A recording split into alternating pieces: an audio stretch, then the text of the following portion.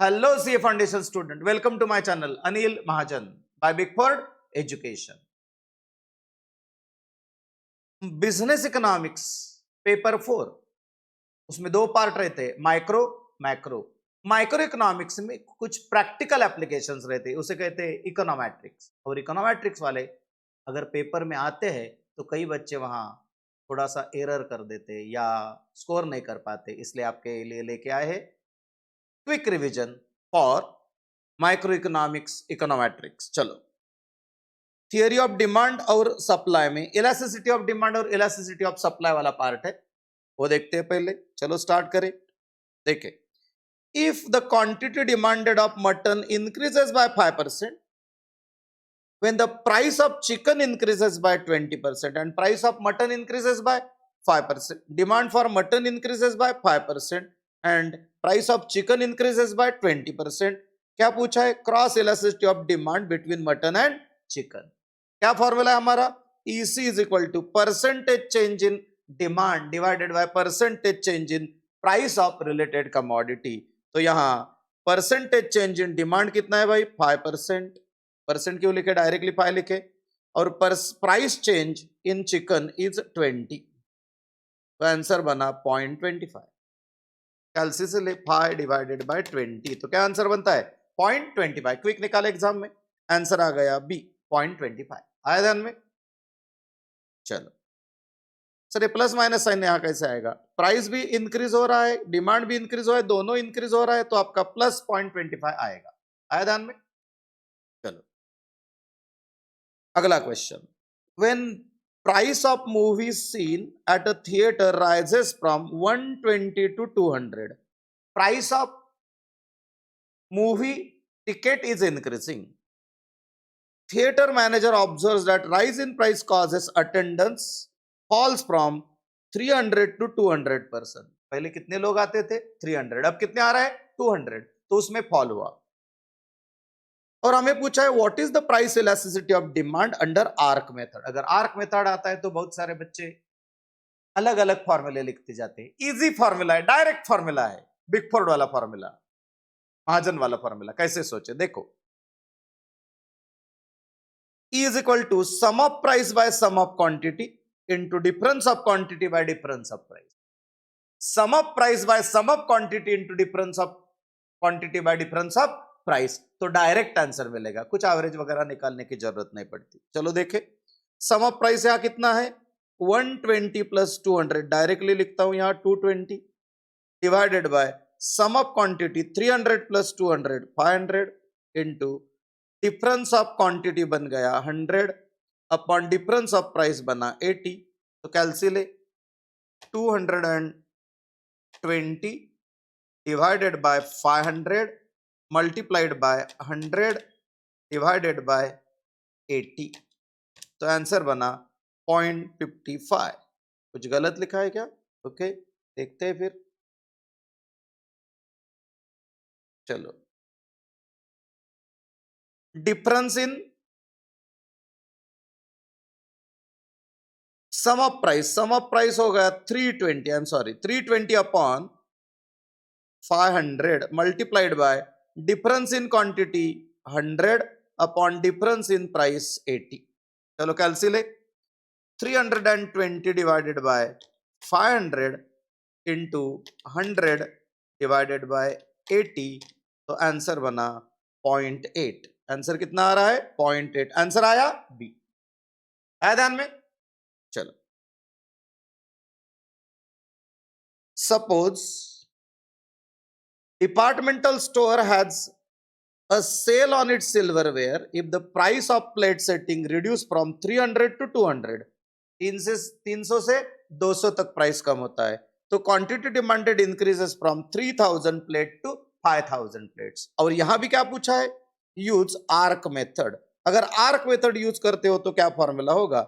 Some of price by sum of quantity multiplied by difference of quantity by difference of price. जल्दी answer आता है। चलो देखें, सम of price कितना हुआ? सम ऑफ प्राइस हुआ 500 अपॉन सम ऑफ क्वांटिटी कितना हुआ? सम ऑफ क्वांटिटी हुआ 8000।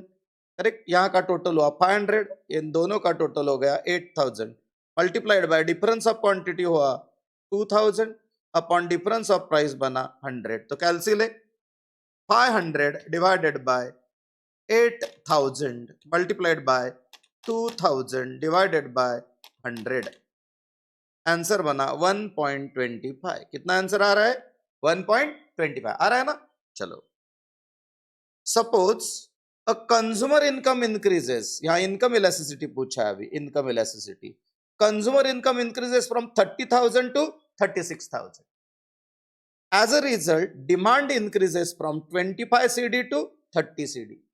आपको अगर प्राइस चेंज दे या इनकम चेंज दे, हम यूज करने वाले हैं आर्क मेथड का फॉर्मूला, यानी sum of price by sum of quantity multiplied by difference of quantity by difference of price. अगर इनकम है तो, हाँ करेक्ट, इनकम है तो फॉर्मूला बनेगा, इनकम है तो फॉर्मूला बनेगा sum of income by sum of quantity multiplied by difference of quantity by difference of income. तो चलो जल्दी लेते हैं।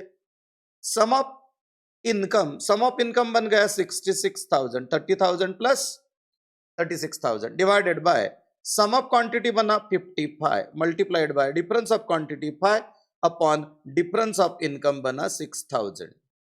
डिफरेंस ऑफ इनकम कितना बना? 6,000। करेक्ट, डिफरेंस ऑफ इनकम है 6,000। ले कैलसी 66,000 divided by 55 into 5 divided by 6,000। तो आंसर बन गया 1। आ रहा आंसर? आ रहा आंसर? Very good, 1 answer. चलो, अच्छी तरह से तैयारी करना, अच्छे मार्क्स लाना। चलो, price of computer increase by 10%, supply increases by 25%। अगर ऐसा क्वेश्चन आता है तो बहुत इजी है, percentage change in quantity supply divided by percentage change in price करते हैं। तो देखो ईएस का फॉर्मूला क्या बना? ईएस का फॉर्मूला बना percentage change in supply upon percentage change in price. तो कौन वैल्यू लेते? परसेंटेज चेंज इन सप्लाई है 25, परसेंटेज चेंज इन प्राइस है 10। आंसर बन गया 2.5। आंसर बना 2.5, ए ऑप्शन। आ रहा है ध्यान में? वेरी गुड, इतना ही देख लेना है, आपका इकोनोमेट्रिक्स कंप्लीट हो जाएगा।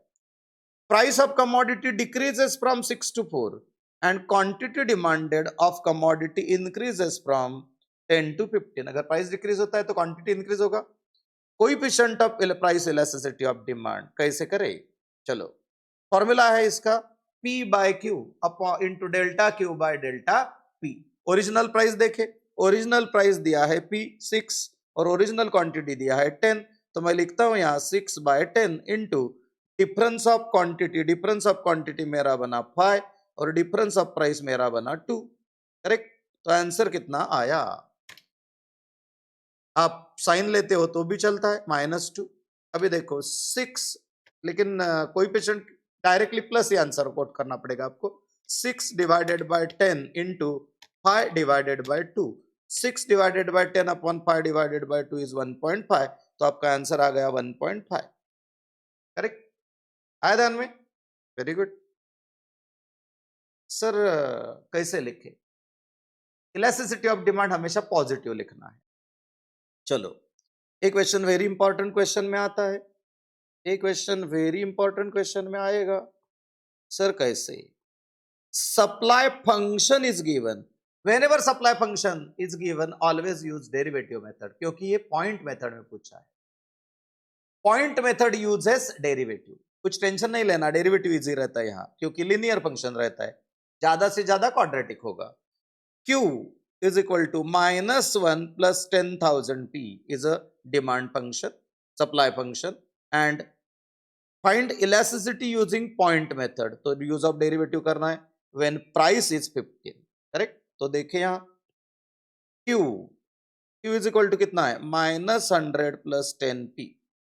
करेक्ट, -100 प्लस 10P में वैल्यूज डाले, कितना हुआ? -100 प्लस 10 इंटू प्राइस कितना है? 15। तो आंसर बना 50। क्या लिखा है नीचे? प्राइस 15 है तो क्यू कितना होगा? 50। और dq बाय dp का फॉर्मूला क्या होगा? dq बाय dp का फॉर्मूला क्या होगा? करेक्ट, यहाँ डेरिवेटिव निकाल लेते, d by dp of derivative with respect to price निकालना है। चलो, d by dp of -100 plus 10p, constant का डेरिवेटिव 0 बनेगा, और 10p का डेरिवेटिव 10 इंटू 1 यानी 10 बनेगा, तो 10 आंसर आया। अभी इलास्टिसिटी कैसे निकाले? इलास्टिसिटी निकालने का फॉर्मूला क्या है? Elasticity is equal to P by Q into D Q upon D P. तो P कितना है? P हमारा है 50, सॉरी P कितना है, ले लो P है यहाँ 15 upon 50 into D Q by D P 10। Calculate 15 divided by 50 into 10, तो आंसर बना 3। कितना आंसर आ रहा है भाई? 3। हमारा आंसर है 3, आंसर बना 3, करेक्ट है। ध्यान में, हमेशा ध्यान में रखो, पॉइंट मेथड यूजेस डेरिवेटिव, और दो ही क्वेश्चन है ऐसे, सप्लाई में और डिमांड में। दूसरी जगह आपको डेरिवेटिव वगैरह यूज करने की जरूरत नहीं रहती। चलो, डिमांड फंक्शन रीड करते पहले question. Demand function of product X is expressed as, यहां भी क्या दिया है? डिमांड फंक्शन दिया। अगर फंक्शन दिया है तो पॉइंट मेथड आएगा और डेरिवेटिव का यूज होगा। Where Q is quantity demanded and P is price, तो हमें पता है when price of X is 10 per KG it's price elasticity will be dash dash. तो यहां क्या करते हैं? पहले डेरिवेटिव निकालते हैं। पहले डेरिवेटिव निकाले, क्या होगा derivative? D by D P of 1000 minus 50p, तो आंसर बनेगा माइनस 50। अगर P 10 है तो Q का वैल्यू कितना होगा? Q का वैल्यू होगा 1000 माइनस 50 इंटू 10, तो बनेगा 500। तो हमें चाहिए इलास्टिसिटी, प्राइस इलास्टिसिटी। फॉर्मूला बनेगा P बाय Q इंटू, समझ में आ रहा है, delta Q upon delta P। ना लिखे तो क्या लिखे? dp by dq by dp लिखे। P बाय Q, P का वैल्यू कितना है 10, Q का वैल्यू कितना है 500, मल्टीप्लाइड बाय हमारा वैल्यू आया माइनस 50। तो calculate 50 into 10 divided by 500, orally भी आ सकता है, फिर भी कैलसी यूज कर रहे हैं 1, माइनस साइन लिखना नहीं है, तो आंसर आएगा 1। आंसर ध्यान में, okay.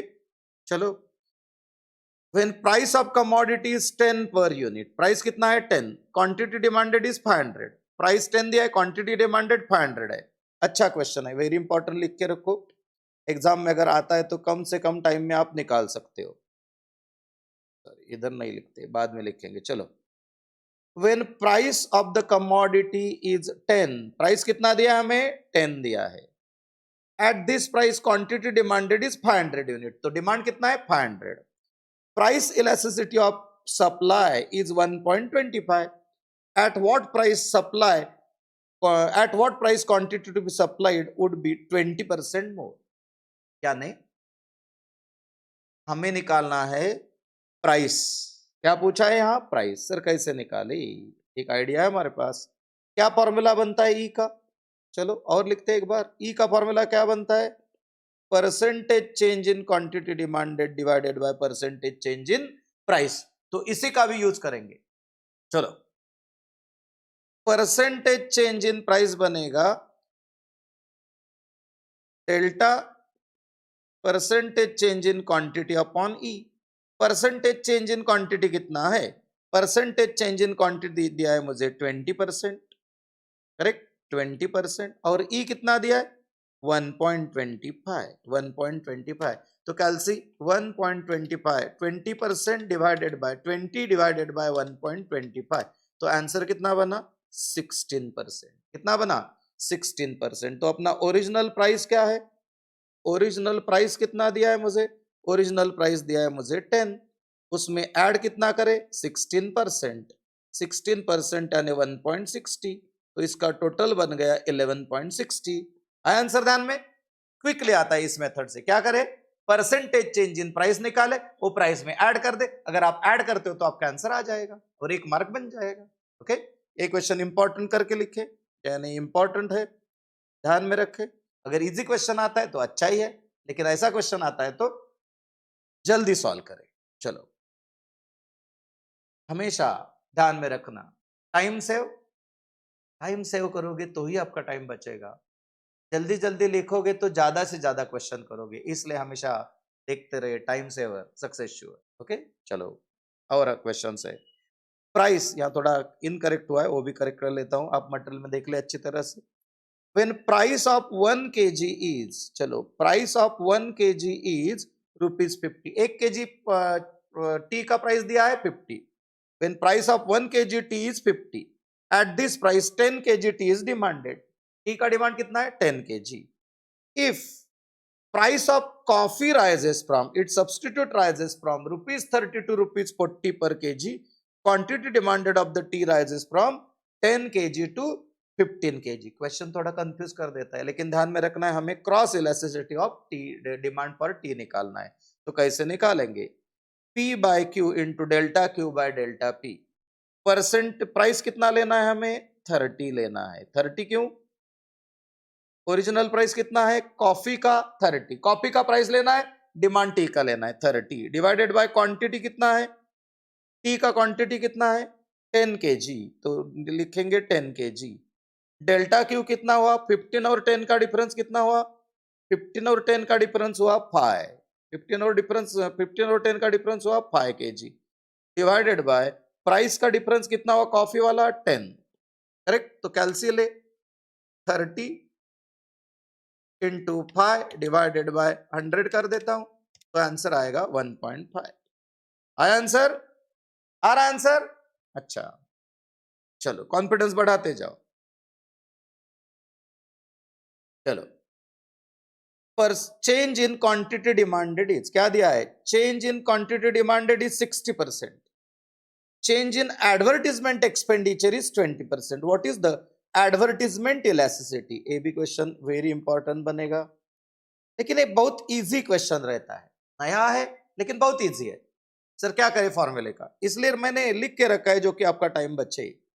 Advertisement elasticity of demand का फॉर्मूला बनता है परसेंटेज चेंज इन, क्या फॉर्मूला बनता है इसका?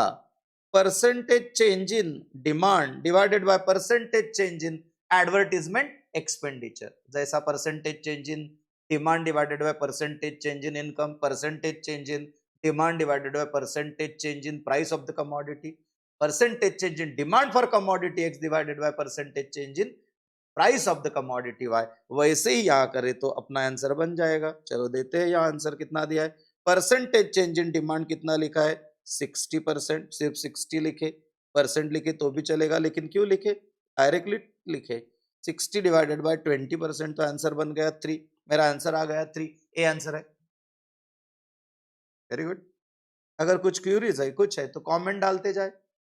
चलो, marginal utility, marginal utility of last unit consume of the commodities 50 units. Marginal utility उन्होंने दिया है 50 यूनिट्स, और मार्जिनल यूटिलिटी ऑफ मनी दिया है 10। और क्या पूछा है? Consumer is in equilibrium consuming commodity Y only, price of the commodities dash dash. तो हमेशा ये फॉर्मूला ध्यान में रखना है। क्या फॉर्मूला है? Marginal utility of money is equal to marginal utility of commodity divided by marginal utility of last unit of commodity divided by price. तो इसमें 3 वेरिएबल है, 2 वेरिएबल देते हैं तो एक आ जाएगा। चलो कैलसी लेके आंसर निकालते, इसका भी कितना है बोलो। मार्जिनल यूटिलिटी कितनी दी है? 50, और MUM कितना दिया है? 10, तो प्राइस कितना बन जाएगा? 5। आंसर आया ए, प्राइस होगा 5 रुपीज। कितना होगा प्राइस? 5 रुपीज। करेक्ट। चलो, theory of production and cost. यहां क्या दिया है? Hours of labour 0 1 2 3। यहां क्या दिया है? टोटल आउटपुट दिया है, और हमें गैप्स भरना है। चलो गैप्स भरते। 0 आउटपुट के लिए तो डैश डैश आएगा, क्योंकि आउटपुट 0 होता है तब आप निकाल नहीं सकते, नहीं तो आप यहाँ 0 लिख सकते हो, ज्यादा से ज्यादा यहाँ 0 लिख सकते हो। इसके बाद 100 आया, 100 और यहाँ कितना दिया है? 100 और यहाँ कितना दिया है? 80, तो यहाँ कितना बनेगा? 180। तो चलो यहाँ 180 लिख लेते, 180। इसके बाद 180 और 240 का गैप कितना है? 180 और 240 का गैप है 60, तो यहाँ कितना आएगा? तो यहाँ बनेगा 60। यहाँ कितना बनेगा? 60। तो टेबल कंप्लीट हुआ। इस टेबल के साथ 1-2 क्वेश्चन एग्जाम में जोड़े जाते हैं, वो कैसे देखें। अगर ऐसा क्वेश्चन आता है लॉटरी है, क्योंकि इसमें इजीली मार्क्स आ जाते हैं। चलो देखें, बताओ। What is the total output when 2 hours of labor is employed? When 2 hours of labor is employed, total output is dash dash. Total output is 180. बन गया हमारा. चलो. What is the marginal product of third labor of hour? Third labour of hour का marginal product क्या है? Third labour of hour का marginal product है 60. Third labour of hour का मार्जिनल प्रोडक्ट होगा 60. What is the average product of first 3 labour hours? अगर हमें AP पूछा जाता है तो टीपी डिवाइडेड बाय एन करे. टीपी डिवाइडेड बाय क्या करे? एन. सर सही था, ठीक है, लेकिन देखते हैं टीपी कितना है हमारा 3 प्रोडक्ट का 240 दिया है, तो हम यहां क्या करेंगे 240 अपॉन 3, तो आंसर बनेगा 80. क्या बना आंसर? 80. आया ध्यान में? चलो आगे वाला क्वेश्चन लेते हैं. यहां जीरो प्रोडक्ट के लिए 0 1 2 3 4 5 6 यूनिट्स के लिए हमें टोटल कॉस्ट दिया है. ये पूरा वाला, पूरा क्वेश्चन तो रीड नहीं करेंगे, थोड़ी देर में रीड करते कैसे रीड करना है. तो हमेशा ध्यान रखना है अगर एग्जाम में ऐसे क्वेश्चन आता है तो अगर जीरो प्रोडक्ट के लिए देते हैं तो हमें टोटल फिक्स कॉस्ट 240 बनेगा. ध्यान में रखना.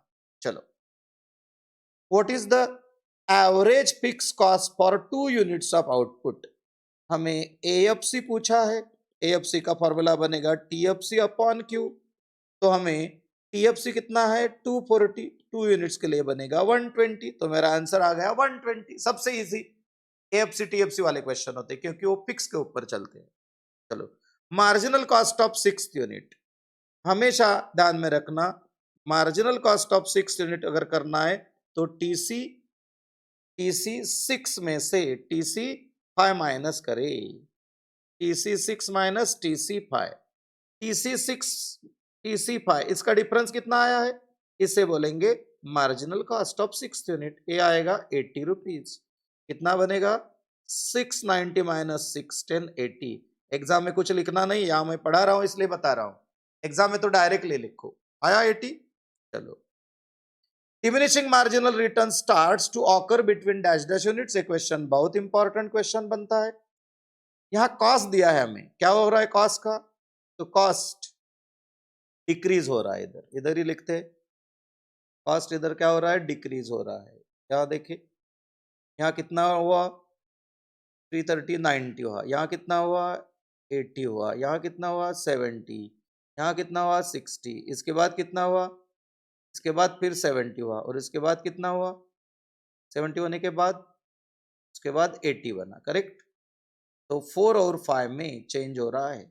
यानी cost goes on decreasing then cost goes on increasing. तो डिमिनिशिंग रिटर्न कहां स्टार्ट होगा? 4 और 5 के बीच. आया ध्यान में? और एक बार बताता हूं, अगर अपना मार्जिनल कॉस्ट डिक्रीज हो रहा है तो इंक्रीजिंग मार्जिनल रिटर्न्स है, और जब कॉस्ट इंक्रीज हो रहा है तो डिमिनिशिंग मार्जिनल रिटर्न्स है. तो diminishing marginal return starts between 4 and 5. आया आंसर? तो आंसर बनेगा 4 एंड 5. अच्छा क्वेश्चन है. चलो, एवरेज टोटल कॉस्ट इज कितना दिया है 300 at 5 units of output and 320 at 6 units of output. हमें पूछा है marginal cost of 6th unit. अगर ऐसा क्वेश्चन बनता है तो सीधा लिखे टीसी 6 पहले निकाले. टीसी 6 कितना आएगा 320 इंटू 6. कैलसी ले 320 इंटू 6 करे तो आंसर आएगा 1920. माइनस टीसी 5 करे तो 300 इंटू 5. 300 इंटू 5 आएगा 1400. डिफरेंस बना 420. यही है MC 6.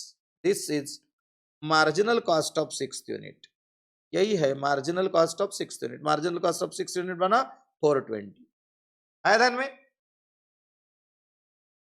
चलो, firm producing 7 units of output has average total cost 150. 7 units के लिए एवरेज टोटल कॉस्ट दिया है 150 and has to pay 350 to fix factor. Fix factor के 350 दे रहे.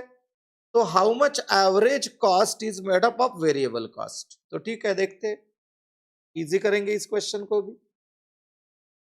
7 एटीसी कितना दिया मुझे? एटीसी दिया है मुझे 150 7 यूनिट्स के लिए. फिक्स कॉस्ट कितना है? टीएफसी है 350.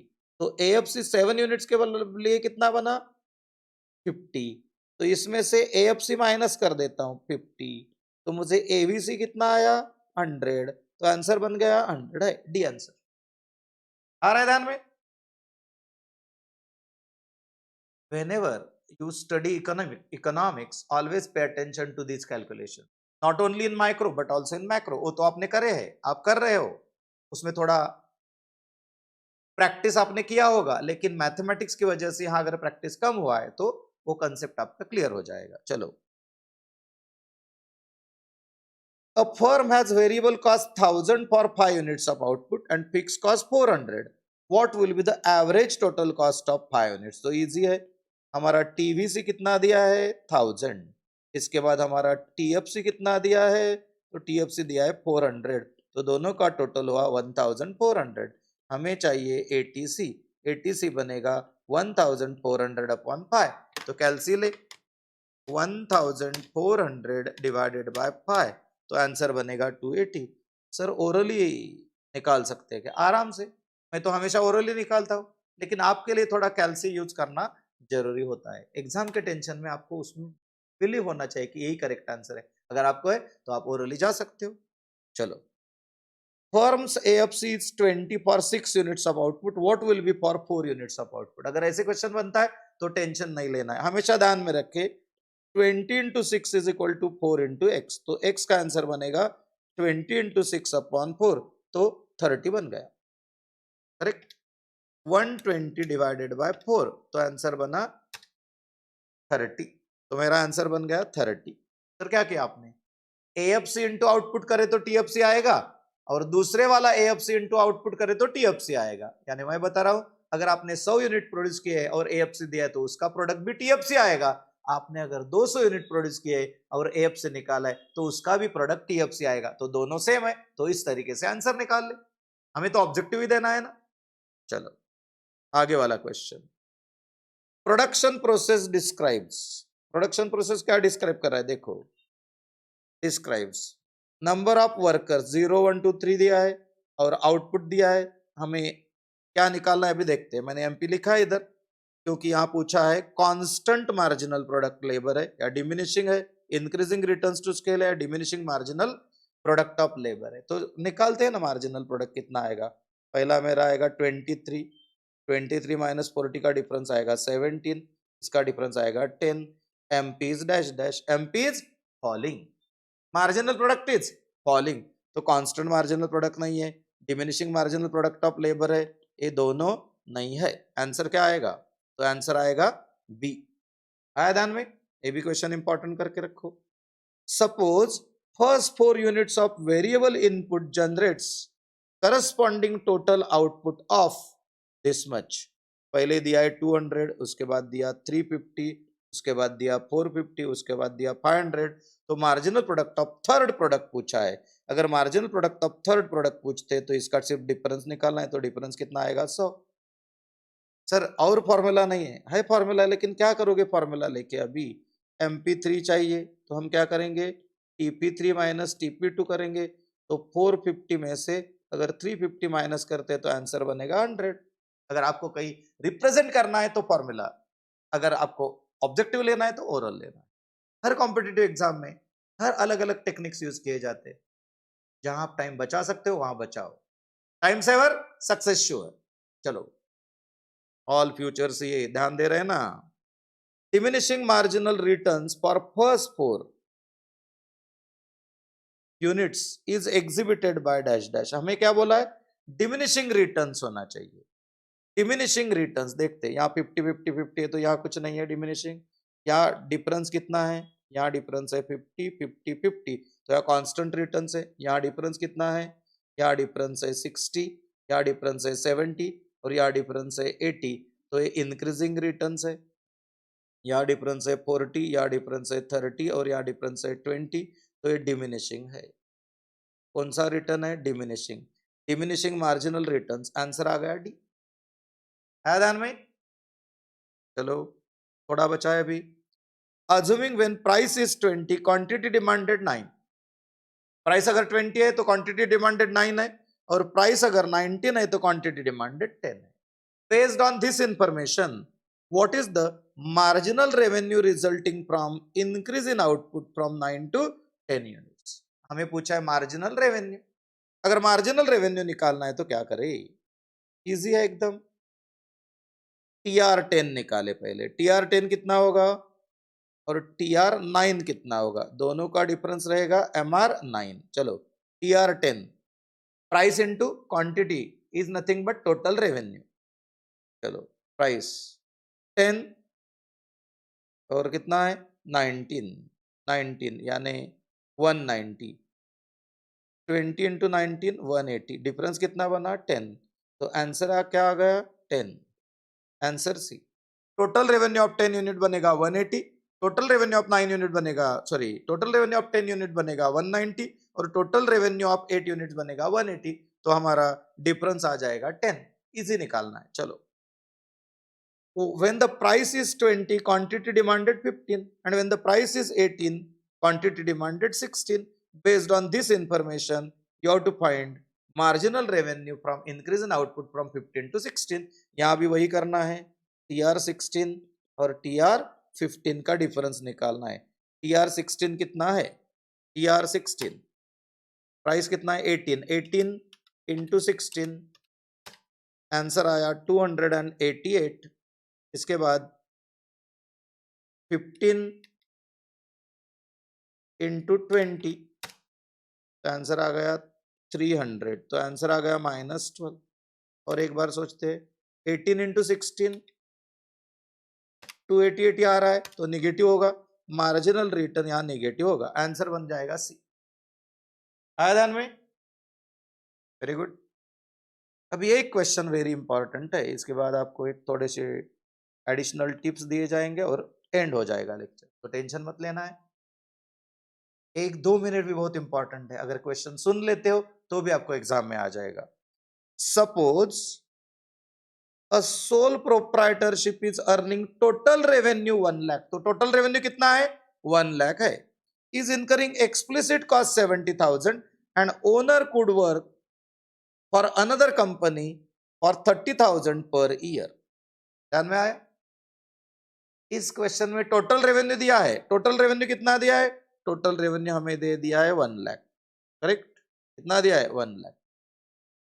एक्सप्लिसिट कॉस्ट और इम्प्लिसिट कॉस्ट देखो, एक्सप्लिसिट कॉस्ट यानी आउट पॉकेट कॉस्ट, जो आप दूसरे को देते हो, जो अकाउंटिंग में रिकॉर्ड हो सकता है, that is explicit cost. And opportunity cost और इम्प्लिसिट कॉस्ट और सेल्फ ऑन कॉस्ट और imputed cost for the self own factors, उसमें ऐड करना पड़ेगा। तो हमें एक्सप्लिसिट कॉस्ट दिया है 75,000, उसमें इम्प्लिसिट कॉस्ट बना 30,000, तो मेरा आंसर आ जाएगा 1,05,000। Total cost greater than total revenue अगर है तो मुझे यहाँ इकोनॉमिक लॉस होगा, इकोनॉमिक लॉस होगा, तो इकोनॉमिक लॉस बनेगा 5,000 का। एग्जामिनर अगर लॉस पूछता है तो आपको नंबर निकालना पड़ेगा, इसलिए कैलकुलेशन ध्यान में रखो।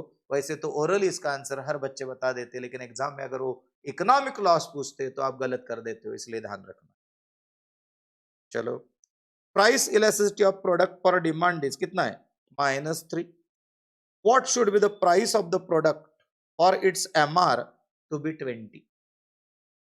इंपॉर्टेंट क्वेश्चन है, हाँ वही बता रहा हूं मैं कि ध्यान में नहीं आता जल्दी। प्राइस कितना दिया है, प्राइस यानी एवरेज रेवेन्यू, एवरेज रेवेन्यू कितना दिया है मुझे, एवरेज रेवेन्यू मुझे what should be the price यानी निकालना है, करेक्ट। मार्जिनल रेवेन्यू कितना दिया है 20 दिया है, MR कितना है, मार्जिनल रेवेन्यू कितना दिया है, करेक्ट 20 रुपीज दिया है, और इलास्टिसिटी दिया है -3 यानी 3। इलास्टिसिटी कितना दिया है 3, निगेटिव साइन हम लेते नहीं। और रिलेशन फॉर्मूला क्या है दोनों का, क्या है रिलेशन फॉर्मूला, तो इसका रिलेशन फॉर्मूला है MR is equal to average revenue into bracket 1 - 1/E। चलो वैल्यू डाले, MR का वैल्यू दिया 20, AR का वैल्यू प्राइस मालूम नहीं, AR लिखने से अच्छा है P लिखे, 1 - 1/3, तो मुझे वैल्यू मिला 20 इज 2/3 इंटू P, तो प्राइस बना 20 इंटू 3/2, तो आंसर बना 30। 30 रुपीज पर यूनिट कहाँ है, यहाँ है, ये बनेगा answer. 30 rupees per unit is my answer. Important question, ध्यान रखें। चलो थोड़ा सा, बिल्कुल थोड़ा सा आ गए एंड तक। चलो देखिए, market demand curve for perfectly competitive industry is 20 - 2P and supply is 3 + P। Equilibrium पूछा है, यानी इक्विलिब्रियम प्राइस और इक्विलिब्रियम आउटपुट निकाले। तो demand is equal to supply लिखे, 3 plus P is equal to, I am sorry, 12 minus 2p is equal to कितना हुआ, 3 plus P. तो आंसर बना 12 minus 3 is equal to 3p। तो p का वैल्यू कितना बना, 3p का वैल्यू 9 बना, p का वैल्यू बना 3p इज इक्वल टू 9। तो p का वैल्यू कितना बनता है, तो p का वैल्यू बनेगा 3, यानी प्राइस 3। यहाँ नहीं है, यहाँ नहीं है, यहाँ नहीं, यहाँ है, फिर भी मैं क्वांटिटी निकाल लेता हूँ, क्वांटिटी मुझे चाहिए। तो 12 माइनस 2 इंटू 3 करे तो 12 माइनस 6 हुआ, तो 6 हुआ, तो आंसर बनेगा। अगर आप ज्यादा कैलकुलेट भी नहीं करते थे तो p आने के बाद आपका आंसर आ जाता है। तो equilibrium point can be obtained by demand is equal to supply. Last tips आपके एग्जाम्स के लिए ध्यान में रखे, एग्जाम में जाने से पहले कंज्यूमर सरप्लस देख ले। कई बार ऐसे बताया जाता है कि ये कैलकुलेटर मुझे ऐसे लगता था कि 250 में मिलेगा, लेकिन मुझे सुगांधी नगर में 100 रुपए को मिल गया। तो 250 में से 100 माइनस कर दे तो मुझे कितना मिला, 150 रुपीज कंज्यूमर सरप्लस मिला। तो मैं बाकी को बताऊंगा, वहां जाएंगे। करेक्ट, ऐसा ध्यान में रखो। दूसरा, मार्जिनल यूटिलिटी, टोटल यूटिलिटी और एवरेज यूटिलिटी का भी क्वेश्चन दिया जा सकता है, जैसा एमपी, टीपी और एपी का दिया जाता है। कई बच्चे एयू में कंफ्यूज हो जाते हैं, तो एयू में कुछ सोचने की जरूरत ही नहीं है। TP divided by N, AP आता है, तो एमयू डिवाइडेड बाय एन क्या आएगा, एम एयू आएगा, एवरेज यूटिलिटी आएगा, मार्जिनल यूटिलिटी आपको मालूम है, अगर टेबल देते हैं तो उससे आंसर लिखना है। चलो, दूसरा, स्लोप ऑफ प्राइस लाइन, वो भी ध्यान में रखो। स्लोप ऑफ प्राइस लाइन क्या होता है, ratio of prices, ratio of prices देख लो एक बार। इसके बाद एपीटीपी हमने देख लिया है, एआर एमआर टीआर देख लिया है, एसी एमसी टीसी देख लिया है, elasticity of demand and supply cover किया है, इक्विलिब्रियम प्राइस आउटपुट वाला क्वेश्चन है। कई बार टेबल छपा देते हैं, लेकिन टेंशन नहीं लेना है, टेबल में सिर्फ देखना है डिमांड सप्लाई कहाँ इक्वल है, वही प्राइस आएगा। कॉब डगलस फंक्शन एक ध्यान में रखो, कॉब डगलस फंक्शन दिया है ना प्रोडक्शन फंक्शन में, तो वहां बोलते हैं इंक्रीजिंग रिटर्न कब है, तो पावर का टोटल अगर एक से ज्यादा होता है तो इंक्रीजिंग रिटर्न, पावर का टोटल एक से कम होता है तो डिक्रीजिंग रिटर्न, और पावर का टोटल 1 होता है तो करेक्ट कांस्टेंट रिटर्न बनेगा। कॉब डगलस फंक्शन के बाद economic profit and accounting profit, अभी मैंने बताया, सर एक बार बता दो। ध्यान में रखो, अगर टोटल रेवेन्यू में से आप टोटल कॉस्ट माइनस करते हो, जहां टोटल कॉस्ट है explicit cost plus implicit cost, तो आपको मिलेगा economic profit. Sir accounting profit कैसे निकाले, अकाउंटिंग प्रॉफिट निकालने का तरीका है, जो हमें टोटल रेवेन्यू दिया है उसमें से सिर्फ अकाउंटिंग कॉस्ट माइनस करे तो मुझे आ जाएगा अकाउंटिंग प्रॉफिट। अकाउंटिंग प्रॉफिट में से अगर हम इम्प्लिसिट कॉस्ट माइनस करते हैं तो मुझे मिलेगा, correct, implicit cost normal, normal cost जो कुछ कुछ होगा, नॉर्मल प्रॉफिट अगर माइनस करते हैं तो मुझे मिलेगा इकोनॉमिक प्रॉफिट। आया ध्यान में?